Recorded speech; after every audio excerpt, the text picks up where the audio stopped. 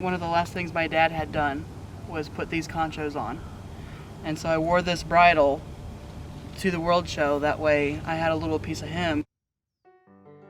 I did not get into 4-H until I was a freshman in high school.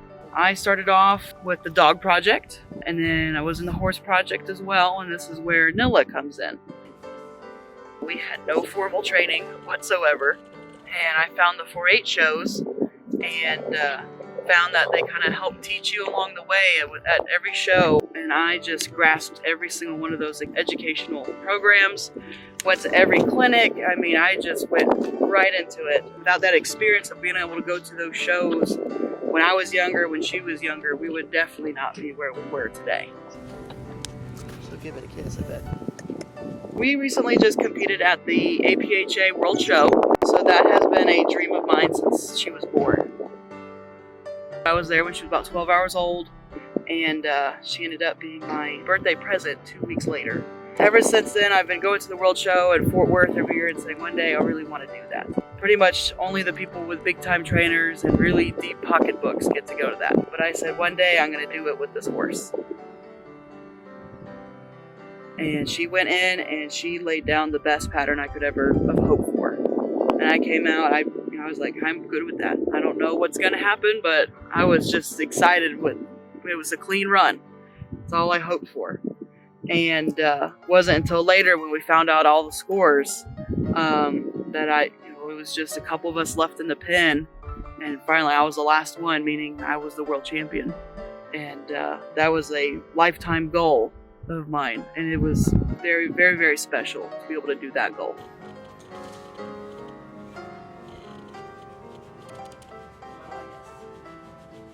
I found out over time that it doesn't matter how much money, because money can't beat hard work. One of the first lessons I learned in 4-H was work ethic. And there was a point where I didn't own Nilla for a bit, because I could not afford her and to be able to keep my family afloat, because my family came first. But I knew I was going to get her back one day.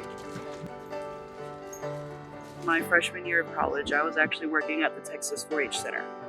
I loved it there, but I got a call from my dad that he was diagnosed with cancer, and it kind of crushed us.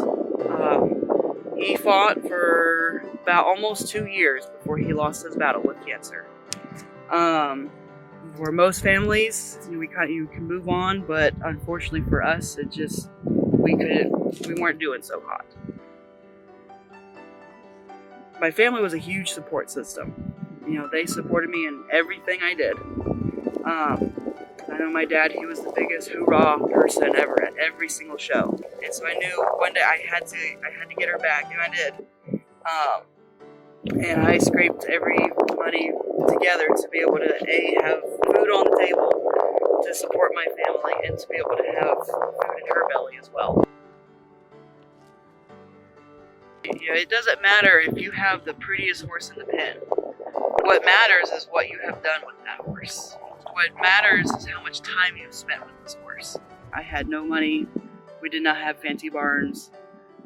I don't have a fancy truck. What goes a mile longer than anything else was my ability to go, and work. 4-H taught me that. Go up and ask questions. Go up and listen. As opening gates, the only person that matters out there is you. That's when success begins. Because my only competition's me now. It doesn't matter about anybody else. And that's what I share with everybody. So definitely that was my biggest hindrance, was looking around at others and saying, I'm not that person, I'm not this person. How could I even compete and compare to these people? And I said, you know what, I'm just gonna keep on trucking, and we got a goal, and we're gonna get there somehow, Nilla. And it took a while. It took us 12 years to be able to get here. This was not an overnight goal by any means. Any horse can get to that point. Any student, any child can get to that point. All that matters is being able to work with them, getting that bond, and success will happen.